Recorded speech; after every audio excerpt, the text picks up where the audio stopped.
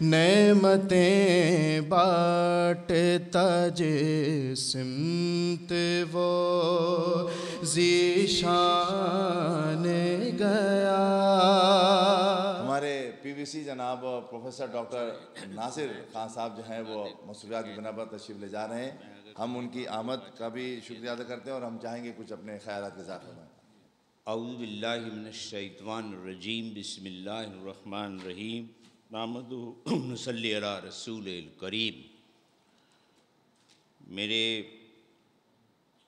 اس حال میں موجود حضرت امام رضا احمد کانفرنس کے منتظمین، میرے دوست ڈاکٹر مجید اللہ قادری صاحب، علماء اکرام، مشائخ، اور اس محفل کے صدر جناب ڈاکٹر ظفر اقبال صاحب، اور اس محفل میں حاضر، یہ ایک مقدس محفل ہے جس میں یہ میری بدنصیبی ہے کہ شیخ الجامعہ نہیں ہے، تو مجھے ظاہر ہے کہ ابھی وہاں جانا ہے اور چیزوں کو دیکھنا ہے کہ میں جا رہا ہوں، ورنہ مجھے اس محفل میں تو وہ برکات حاصل ہوتی جو آپ لوگ یہاں پر حاصل کریں گے۔ جس شخصیت، قداور شخصیت کے لیے یہ محفل سجائی گئی، کچھ نہیں ہے ان کے لیے۔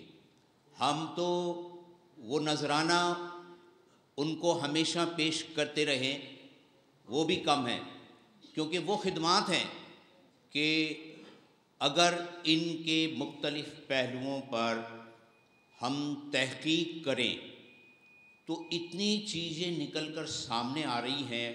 ماضی میں بہت تحقیق ہوئی ہے، موجودہ دور میں تحقیق ہو رہی ہے۔ میں یہ چاہوں گا کہ یہ اس وقت کا جو سائنٹیفک اور انفارمیشن ٹیکنالوجی کا دور ہے،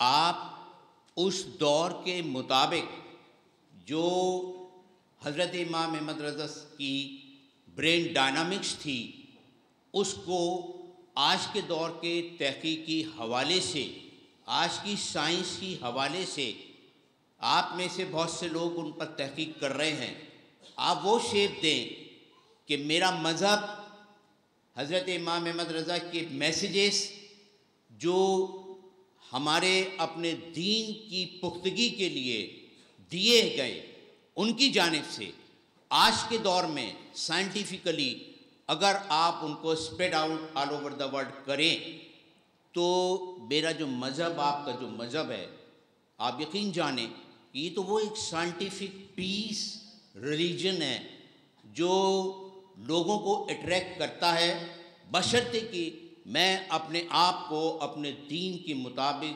اپنا کردار بنا کر پیش کروں۔ اور جو آج اس کانفرنس میں مقالے پڑھے جائیں گے، اس سے جو چیز آپ اخذ کریں گے، میری ایک یہ گزارش ہے آپ سے کہ آپ کنکلوسیولی آج یہ میسیج دیں کہ ہم دین مذہب اپنے اسلام کے پیروکار ہیں، ہمارا مذہب سائنٹیفک ہے، ہمارا مذہب اسلام میں ایک پیسفل مذہب ہے، ہمارا مذہب دنیا میں تمام تر تفرقات سے بالا تر ہے، ہمارا مذہب ہمیں وہ میسیج دیتا ہے کہ ہم آپس میں بھائی چارہ، ہم آپس میں محبت، ہم آپس میں اخوت، ہم آپس میں ایک دوسرے کو مینیج کرنے کی کوشش کریں۔ آج کا کنکلوسیو میسیج ہمارے لیے تو یہی ہے کہ ہم اس کو آل اوور دا ورلڈ پھیلائیں۔ حضرت امام احمد رضا کی تمام وہ چیزیں جس میں ایک ایسے پہلو اجاگر کیے گئے ہیں کہ اگر میں آج کے دور سے ان کو کوریلیٹ کروں تو وہ چیزیں نکل کر سامنے آئیں گی۔ آج تو ویب سائٹ، آج تو انٹرنیٹ اور آج تو انفارمیشن ٹیکنالوجی کا دور ہے۔ کیو ٹی وی اور یہ ARY اور یہ نو ٹی وی اور بہت سارے ٹی وی تو اپنا کردار ادا کر رہے ہیں، لیکن اس کے ساتھ ساتھ آپ کی بھی ایک ویب سائٹ ہے، اس پر بھی بہت ساری چیزیں اویلیبل ہیں، وہ بھی اپنا کردار ادا کر رہی ہے۔ لیکن جو لوگ تحقیق کر رہے ہیں، ان کی تحقیقی حوالے سے میں ان سے گزارش کروں گا کہ وہ کوشش اس بات کی کریں کہ آج کے دور کے حوالے سے ان پیغامات کو سائنٹیفکلی کوآرڈینیٹ کر کر اس کو اسپریڈ آؤٹ کریں، تاکہ جو میسیجز ہمارے پاس موجود ہیں ان کو آج کے دور کا جو ایک نوجوان ہے وہ ان کو سمجھنے کی کوشش کرے، کیونکہ آج کے دور کے نوجوان کی ایک ڈیمانڈ یہ ہے کہ وہ واچ کرتا ہے، وہ چیزوں کو نیٹ پر دیکھتا ہے، وہ چیزوں کو ویب پر دیکھتا ہے، تو ہمارا یہ فرض بنتا ہے کہ ہم ان چیزوں کو نیٹ اور ویب پر اتنا سیٹن کر دیں کہ لوگوں کے ذہنوں میں، نوجوانوں کے ذہنوں میں وہ بات اتنی ہیمر کر جائے کہ بھائی دنیا میں کچھ نہیں ہے، دنیا میں صرف اور صرف جو میرا مذہب ہے وہی ہے، جو ہمارے بزرگان دین نے، اولیاء اکرام نے، مشائخ نے جو میسیج دیے ہیں وہی ہیں، فرق صرف انٹرپریٹیشن کا ہے۔ اگر میں وہ انٹرپریٹیشن آج کے دور کے مطابق کر لوں اور اس سانچے میں اپنے آج کے دور کے مطابق ڈھال لوں تو میری فلاح، میری آگے کی زندگی اللہ تعالیٰ ایسی بنا دے گا کہ جو ایک نمونہ ثابت ہوگی۔ میں انتہائی معذرت چاہتا ہوں کہ مجھے ابھی کہیں جانا ہے۔ والسلام۔ ہمارے درمیان ہمارے شہر کراچی کے اور ہر دل عزیز محسن اہل سنت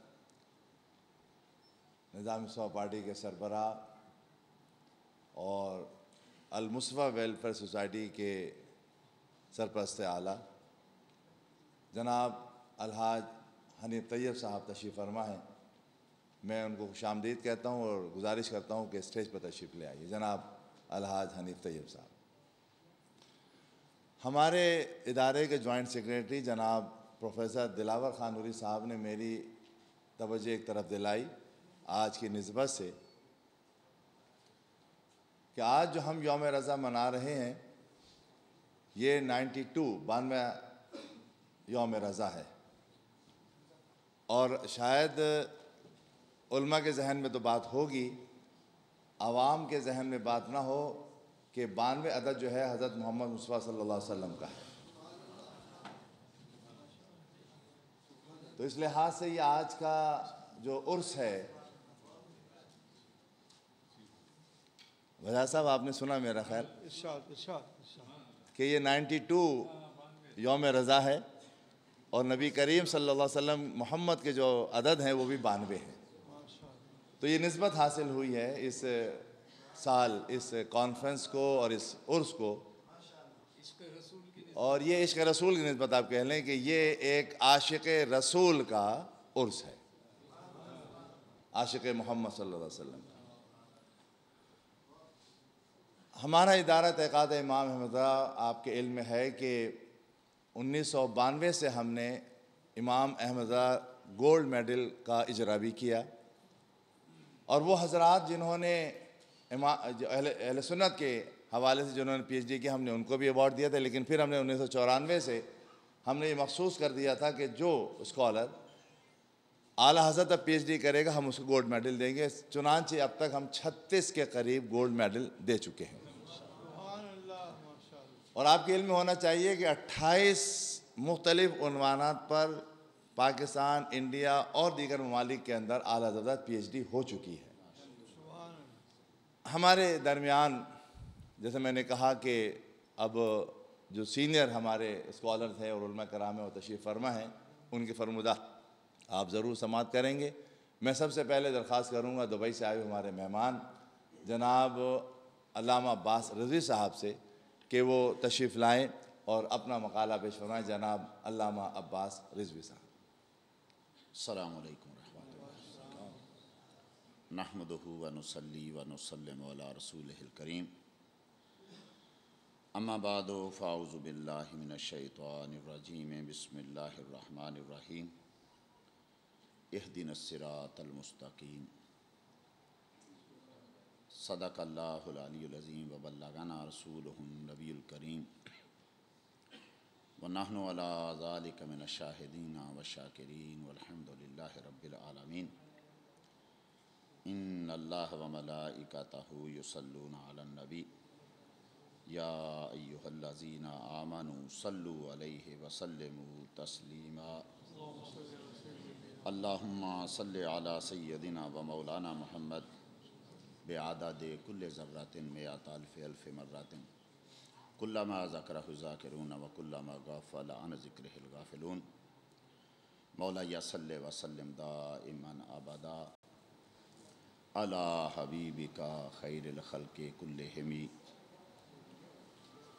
हुव अल-हबीबुल्लज़ी तुरजा शफ़ाअतुहु लिकुल्लि हौलिन मिनल अहवालि मुक़्तहमी मुहम्मदुन सय्यदुल कौनैनि वस्सक़लैन वल फ़रीक़ैनि मिन उरबिन व मिन आजमी सुम्मा रिदा अन अबी बकर व अन उमर व अन अली व अन उस्मान ज़िल करमी।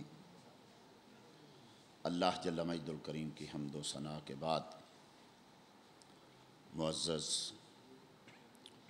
मुंतज़मीन और मेहमानान गिरामी, उलमा इकराम और मुहक्किकीन, मकाला नगार मौजूद हैं। कुछ ने पढ़े, कुछ अभी हमें उलमा इकराम के मलफूज़ात मुक़द्दसा से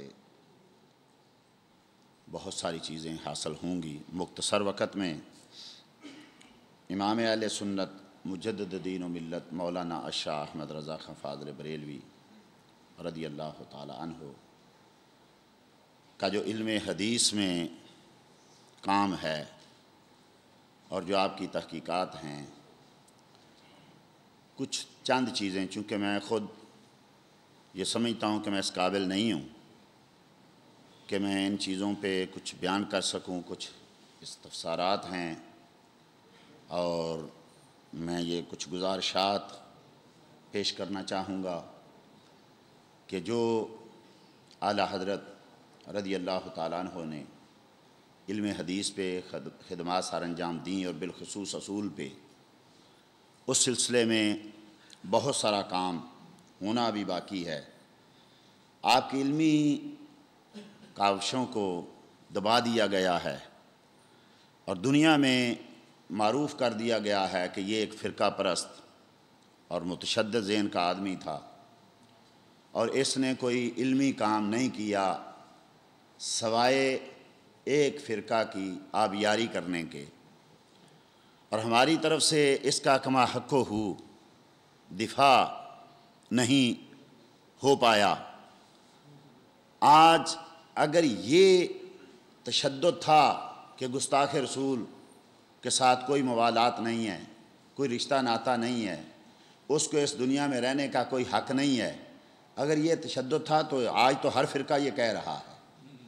इसका मतलब ये है कि जो इमाम अहले सुन्नत ने कहा था वो सही कहा था, सही है। ये मामला नहीं था, ये तो एक अकीदे की बात है और हक़ यही है, होना यही चाहिए कि सब चीज़ें बाद में हैं। ईमान है तो सब कुछ है। इल्म हदीस पे काम मुस्तशरिकीन ने भी बहुत किया है, लेकिन असल मसला ये है कि हदीस भी तब काम देगी जब के रसूल होगा। तो बहुत सारे मजमुआ जमा हो गए, बहुत सारा काम वो लोग कर रहे हैं जो कलमा गो भी नहीं है। तो क्या इसलिए हम उनको अपना इमाम मान लें कि उन्होंने हदीस पे काम किया है, उन्होंने तफसीर पे काम किया है? ये सब मामला, लेकिन चूँकि मुझे जो हुक्म हुआ वो सिर्फ चंद चीज़ें, मैं कहता अगर इल्मी बात है तो कमो बे 100 साल हो गया इमाम अहले सुन्नत ने इल्म हदीस पे कुछ चीज़ें छोड़ी, कुछ चीज़ों के सवालात किए, आज तक उनका जवाब किसी तरफ से नहीं आया।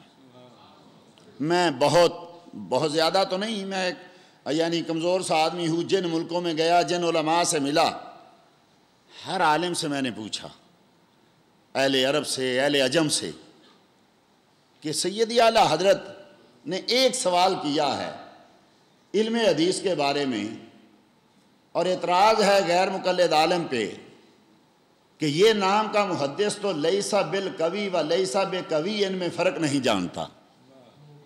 एक इस्तिलाह है लैसा बिल कवी व लैसा बे कवीन। उलमा ने, उलमाए जरा तदील ने जरा के भी कुछ दर्जात मुकर्रर किए और तदील के भी कुछ दर्जात मुकर्रर किए। अक्सर उलमा ने 6 दर्जे, 6 तबके तादील के मुकर्रर किए और 6 तबके जरा के मुकर्रर किए। सब उलमा ने इन दोनों लफ्ज़ों को एक ही तबके में रखा है। अब इसमें फ़र्क क्या है? मैं यूनिवर्सिटियों में भी गया, सऊदीया में भी गया, वहाँ भी पूछा, दुबई, अबू धाबी, बहुत सारे मुहक्किकीन हैं जिनका इस वक्त इल्म हदीस में दुनिया में एक नाम है। सवाल करते ही कहते हैं कि कोई फ़र्क नहीं है। اگر معنی میں کوئی فرق نہیں تو لفظوں میں کیوں فرق آ گیا؟ اگر کوئی فرق نہیں تو دونوں طرف لیسا بالقوی ہونا چاہیے تھا یا لیسا بقوین ہونا چاہیے تھا۔ جب دوبارہ سوال دہراتا ہوں تو اس کے سوا کوئی جواب نہیں ملتا کہ اس کا علم ہمارے پاس نہیں ہے۔ یہ نہیں کہ میں اپنی جماعت میں بات کر رہا ہوں، یہ بات علل اعلان کر رہا ہوں، پوری دنیا میں ہے کہ جن کو بڑا دعویٰ ہے علم حدیث کا وہ میدان میں آئیں اور اعلیٰ حضرت کے اس سوال کا جواب علمی طور پہ دیں۔ تو جو 100 سال میں جو پوری دنیا مخالفین اعلیٰ حضرت میں ایک سوال کا جواب نہیں دے سکے، وہ پوری امام اہل سنت کی تحقیقات کا جواب کیسے دے پائیں گے؟ لیکن میں سمجھتا ہوں یہ کمی ہماری طرف سے ہے، ہم نے علمی چیزوں کو آگے نہیں پہنچایا، ہم نے اعلیٰ حضرت کے اس مقام کو، اس میں ایک جو ہے کمی ہماری کہ میں مثلا خود اس چیز کے اہل نہیں ہوں تو میں ڈرتا رہتا ہوں۔ مثلا ایک طریقہ ہے جو حدیث پیش کرو یہ ضعیف ہے، جو بھی فضائل میں حدیث ہے یہ ضعیف ہے، ایک نیا ایک اصطلاح چلی ہے اور نیا ایکسٹینٹ چلا ہے دنیا میں، جو تحقیقی کتاب یعنی دنیا میں عرب میں چھپ رہی ہے، ھذا حدیث ضعیف من قال البانی، اس کے علاوہ کوئی محقق نہیں ہے، کوئی محدث نہیں ہے، اور پوری دنیا میں ان کے نزدیک یوں ہے جیسے اسلام اتنا بانج ہے کہ 14-15 صدیوں میں سوائے 4 یا 5 آدمیوں کے اسلام نے کوئی عالم پیدا نہیں کیا۔ ابن تیمیہ، ابن قیم، اس کے بعد البانی، اور کچھ ابن عبد الحادی کا نام لیتے ہیں اور کچھ ابن باز کا، بس ابن عبد الوہاب کو وہ بھی عالم نہیں مانتے۔ یہ ذہن میں رہے کہ ابن عبد الوہاب کو وہابی عالم نہیں مانتے، وہ کہتے ہیں کہ ایک مفکر تھا، ایک مجدد تھا، بس جو عالم دین نہیں ہے وہ مجدد کیسے ہو سکتا ہے؟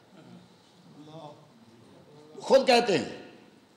اور دیکھیے اس کے علم کی کہ کتاب و توحید میں اس نے ایک حدیث نقل کی امام احمد کے حوالے سے کہ نبی کریم صلی اللہ تعالیٰ علیہ وسلم نے ارشاد فرمایا کہ 2 شخص جا رہے تھے، آگے ایک بت تھا، تو بت کے پجاریوں نے دونوں کو کہا کہ اس پہ چڑھاوا چڑھائیں۔ ایک نے کہا میں تو چڑھاوا نہیں چڑھایا کرتا، میں تو توحید پرست ہوں، اس کو قتل کر دیا گیا۔ دوسرے کو کہا کہ چڑھاوا چڑھاؤ، اس نے کہا میرے پاس ہی کچھ نہیں، کیا چڑھاوا چڑھا سکتا ہوں؟ کہا ایک مکھی مار کے چڑھا دو، اس نے مکھی مار کے چڑھاوا چڑھا دیا۔ وہ کہتا ہے جب دونوں مرے تو جس کو قتل کر دیا گیا وہ جنت میں چلا گیا، اور جس نے مکھی مار کے چڑھاوا چڑھایا تھا وہ جہنم میں چلا گیا۔ اس کو اس نے شرک میں شامل کیا کہ یہ شرک ہے۔ دنیا کی کسی حدیث کی کتاب میں یہ مرفوع حدیث موجود نہیں ہے، کسی بھی کتاب میں۔ ہمارا دعویٰ ہے تمہارے مجدد نے یہ حدیث لکھی ہے، اور نبی کریم صلی اللہ تعالیٰ علیہ وسلم نے ارشاد فرمایا من کذب علی متعمدا فلیتبوأ مقعدہ من النار، او کما قال صلی اللہ علیہ وآلہ وسلم، جس نے جان بوجھ کے مجھ پہ جھوٹ بولا وہ اپنا ٹھکانہ جہنم بنا لے۔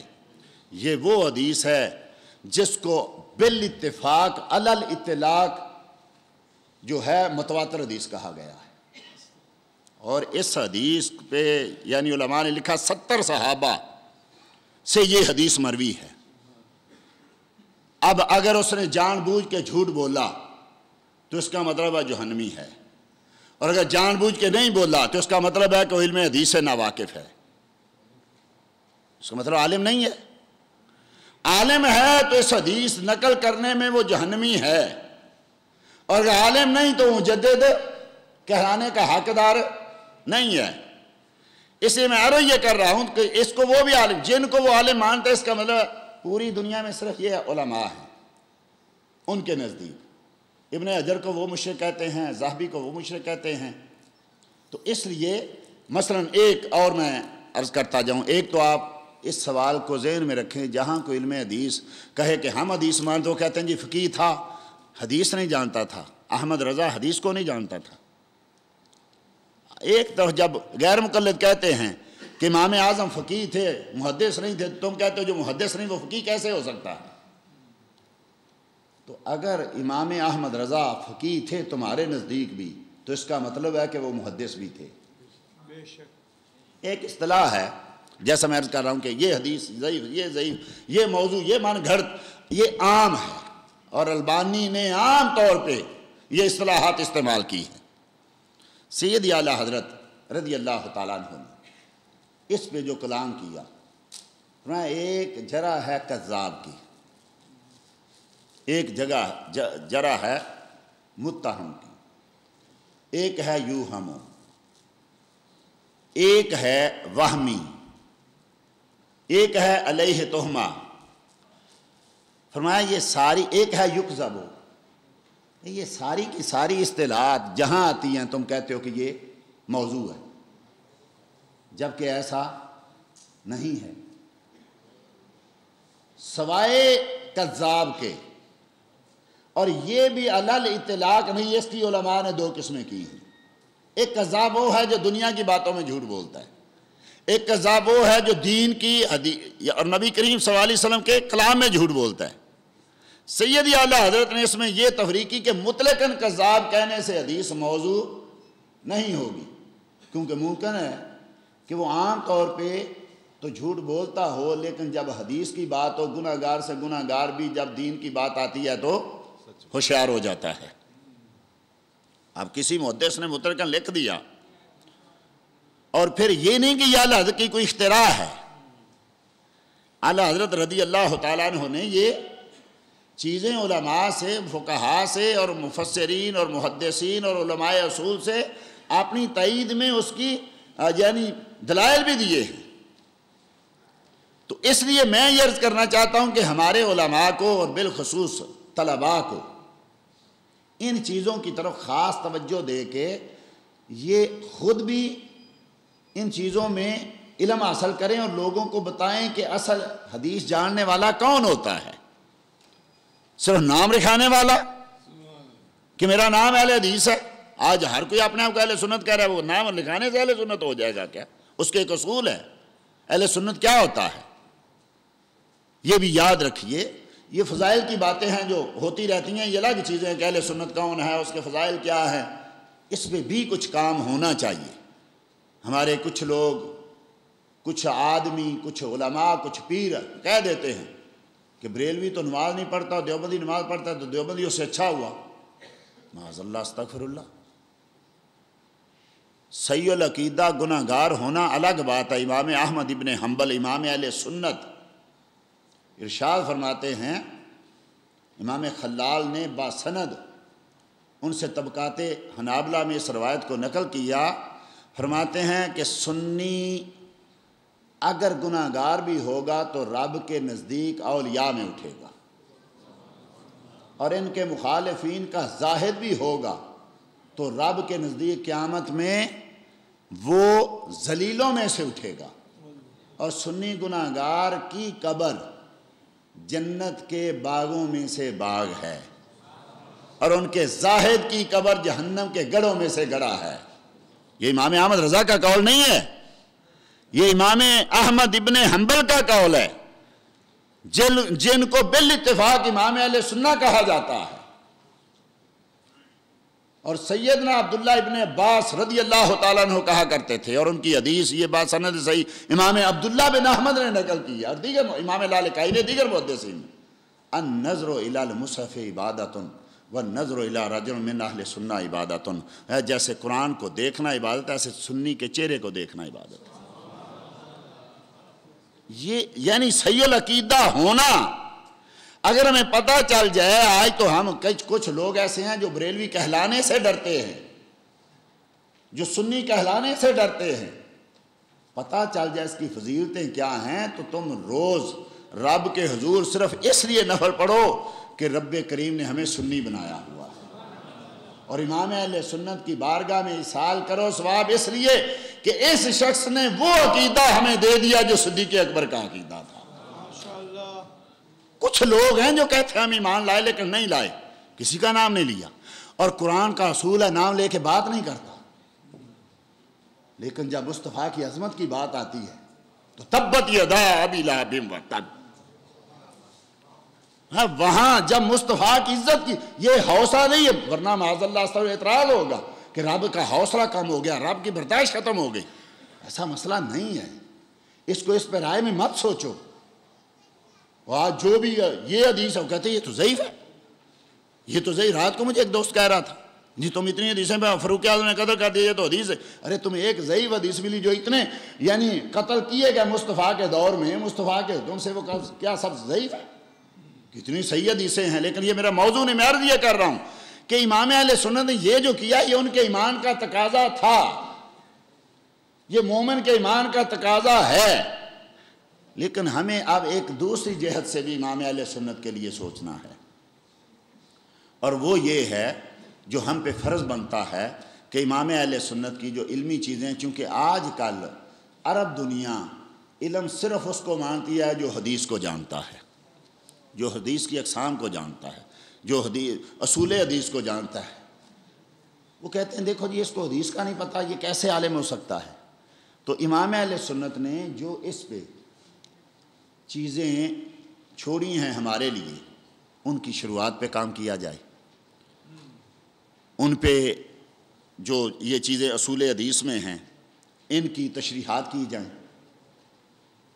ان کے بارے میں علماء کی ڈیوٹی. اور میں ادارہ تحقیقات امام احمد رضا کے منتظمین کی بارگاہ میں یہ گزارش کروں گا کہ ایک یہ ہے کہ ہم یعنی یہاں ابھی ڈاکٹر صاحب نے کہہ دیا کہ یہ کرنا ہے، اب سب کے لیے کہہ دیا، مجھے نہیں، حضرت نے کسی، میں کہتا ہوں اب وقت ہے ڈیوٹیاں لگائیں، ہمیں مجبور کریں کہ بھئی یہ کام تم نے کرنا ہے.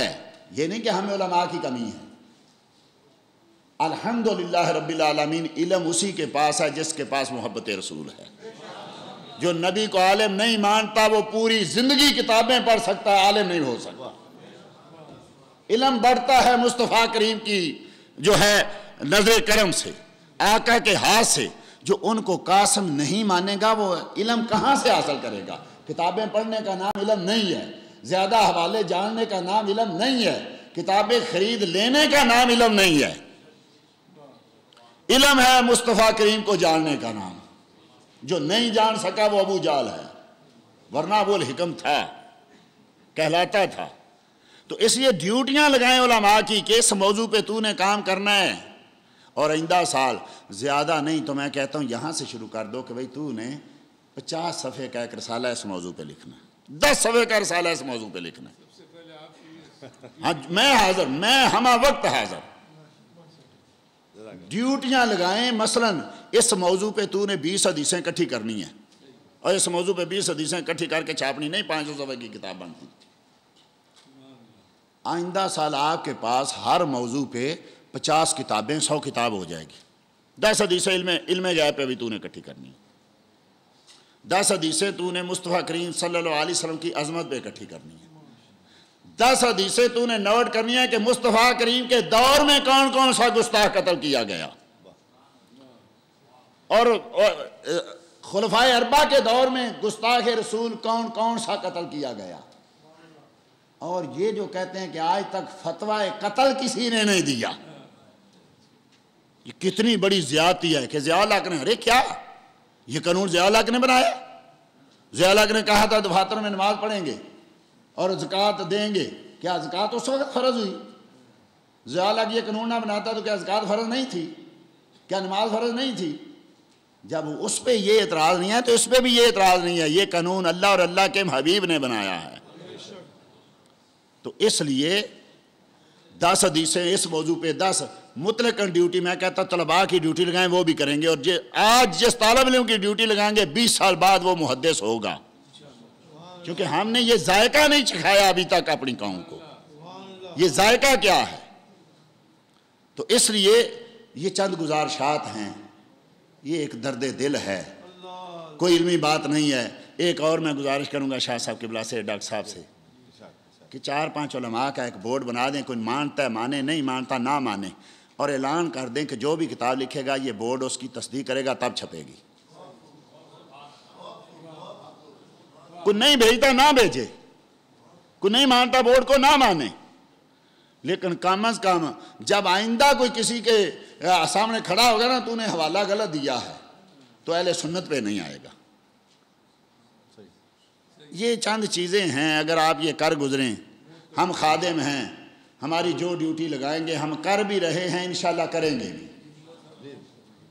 دعا ہے کہ اللہ جل مجد الکریم زندہ رکھے تو مسلک رضا پہ رکھے، مارے تو مسلک رضا پہ مارے، اور قیامت کے روز اٹھائے تو مسلک رضا پہ اٹھائے۔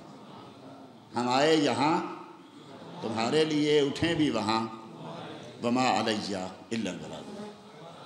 نعمتیں بانٹتا جس سمت وہ ذی شان گیا،